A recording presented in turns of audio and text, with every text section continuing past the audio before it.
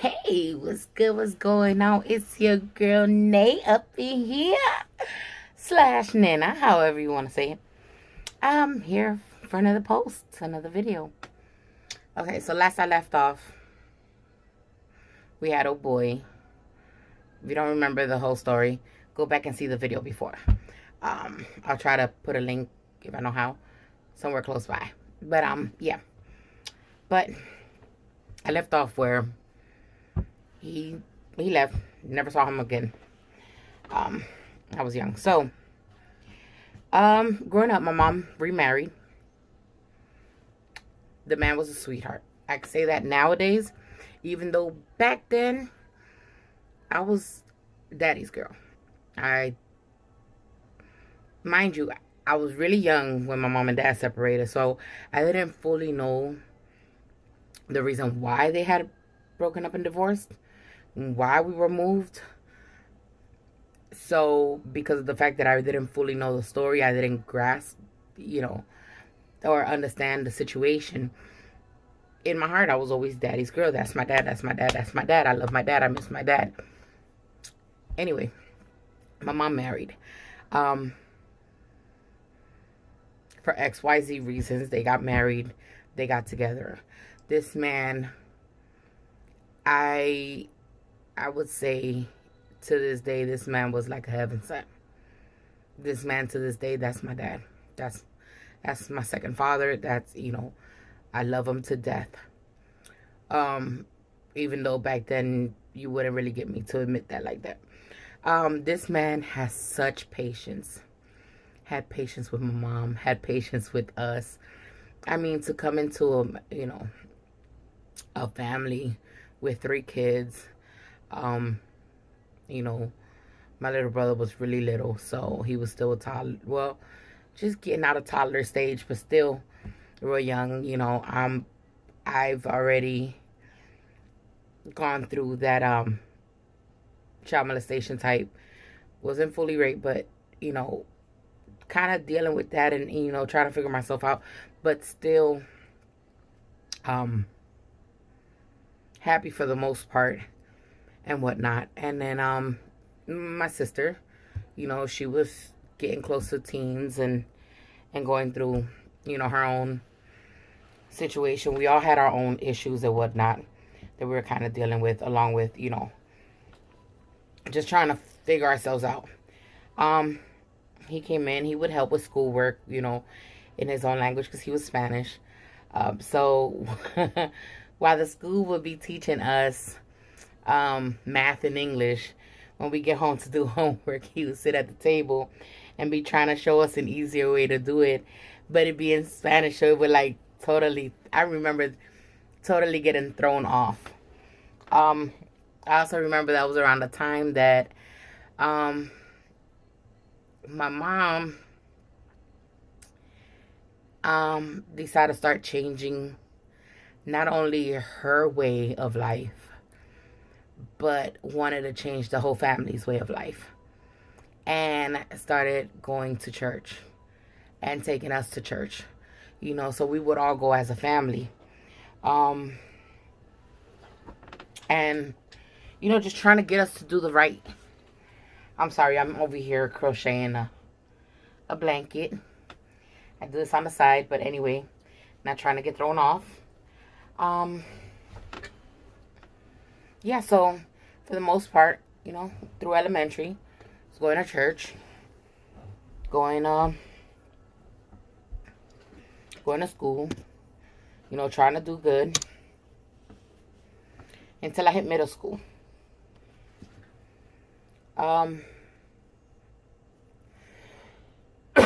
No, I was still in elementary, excuse me. I was still in elementary. I've gotten into fight here and there. It wasn't that major.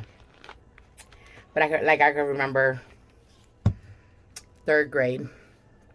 Was it 3rd? 2nd, 3rd? Anyway, I remember there was a little boy who used to sit behind me. This little boy used to mess with me. I was always a big girl. Let me get up that way. I was always a big girl. Always. Dealt with it all my life. Hey. I mean, Always been. Never really, my weight never bothered me. It seems to always have bothered everybody else but me. You know, family members, friends, or whatever. Oh, you need to lose weight. You need to lose weight. You need to. Okay, I need to do it because because you seem to say that I need it, but not because it really fully bothered me. Um, as a matter of fact, I think I started packing on more after the molestation. Nobody really, I guess, put two and two together because they didn't know about that back then. But so I guess like my weight thing was more of a, I keep everybody out. If I pack it on, they wouldn't get um close to me like that anymore. So he would constantly bother me and bother me and bother me. And I remember one day, I think we were doing something with scissors and stuff. We were cutting stuff up and whatnot. And he went to go bother me, and I turned around, and he stuck his finger to go poke me. And I remember kind of cutting his finger. And I remember getting after school detention.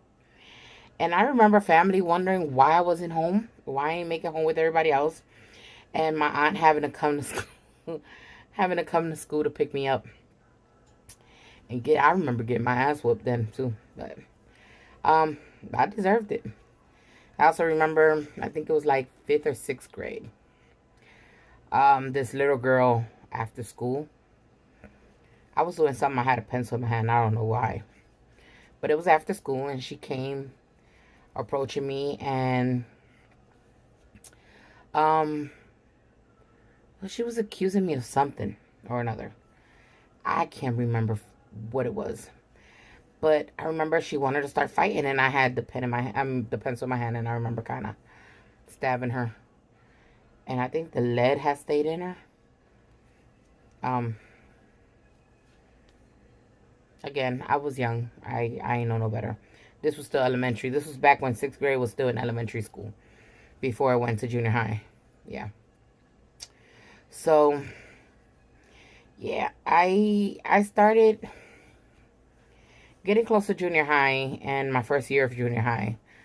In a predominantly black, which was cool with me. I was always comfortable. Junior high school.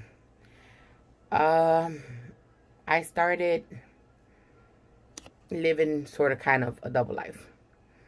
At home, I was sweet. I was reading my Bibles. I was, we were going to church and everything.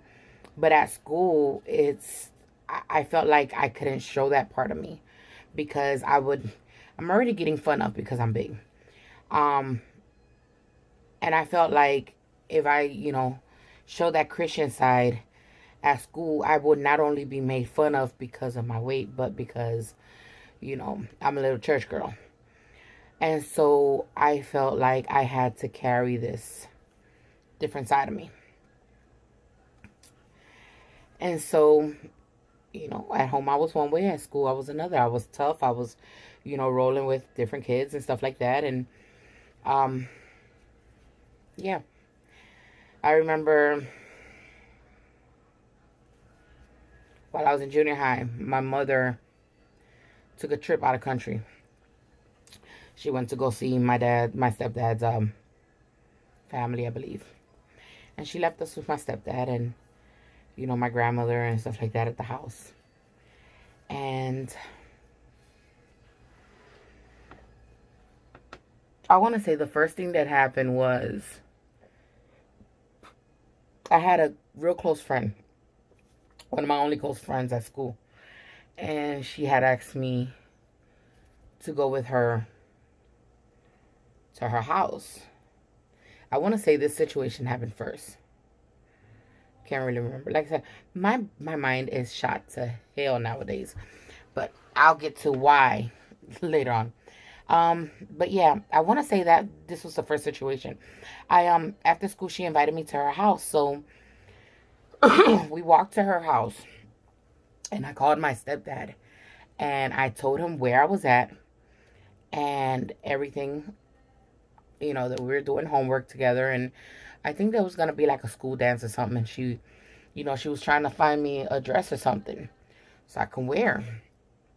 And cause she had a lot of um clothes.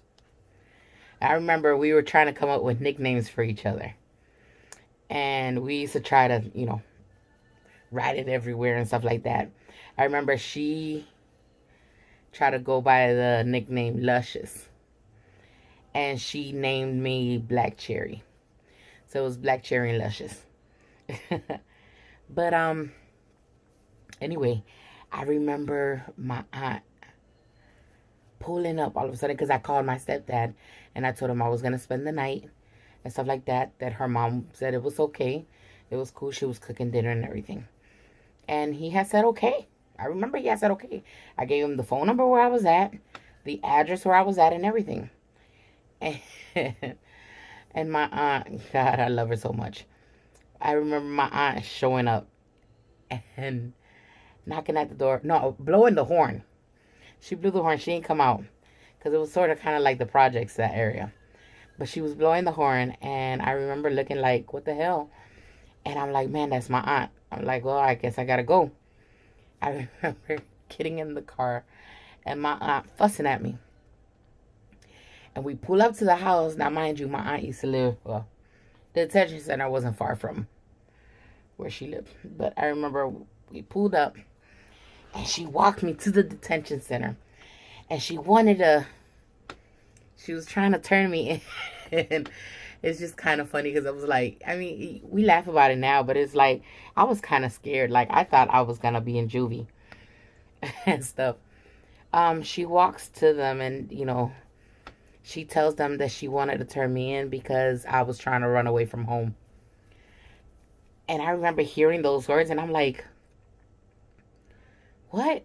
And so I remember they pulled me aside in a room and they asked me, what was going on? Was it true? And I'm like, officer, I went to my friend's house after school and I called my stepdad and I told him where I was at, the address, the phone number, and everything where I was at.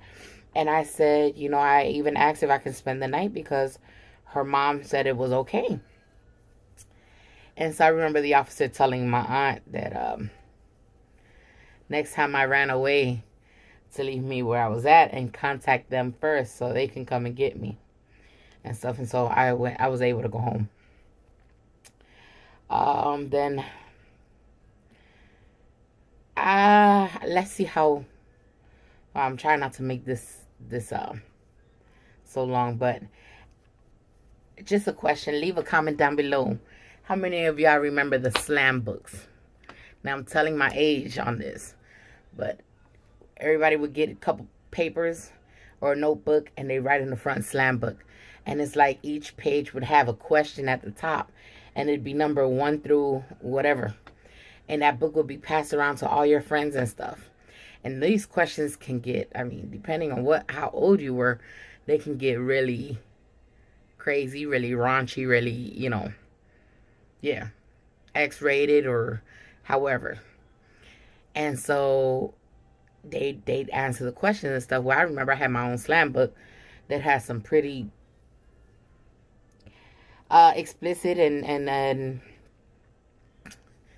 something that a junior high school shouldn't really be, especially a 7th grader shouldn't really have or know about and stuff like that. And I had one and I kept it at home hidden after it was filled out. And I remember my grandmother, like I said, my grandmother, may she rest in peace. I love that woman. She was staying with us at the time. She was, I think, cleaning our room or something. And I remember she found the book and she came to my face and she kind of slapped me. It's like, what's this? What's this?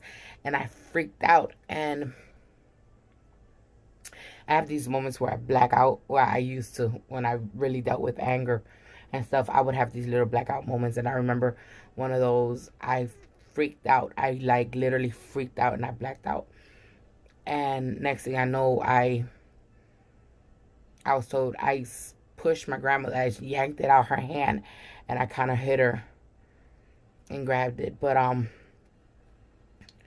my stepdad had an issue with that because he didn't know what to do with me, and had placed me in a shelter type, for like troubled kids and runaways and stuff like that. I wasn't taken to the juvenile, but I was put in this place to cool off for 3 days. And those 3 days just happened to be like a weekend. It fell, I think it was Thursday afternoon maybe.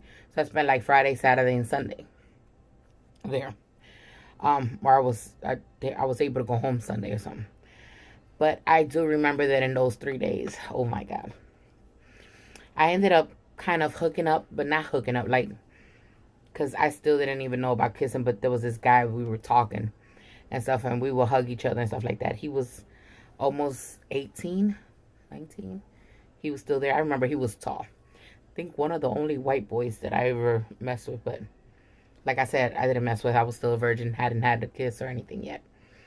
But I remember, that's who I used to hang out with in those 3 days. And those 3 days, I learned about condoms. I learned about I learned about blowing them up and turning them into volleyball, and playing across, like, this one dorm was for women, and there was like these big old metal locker tables right smack in the middle. So there was a bunch of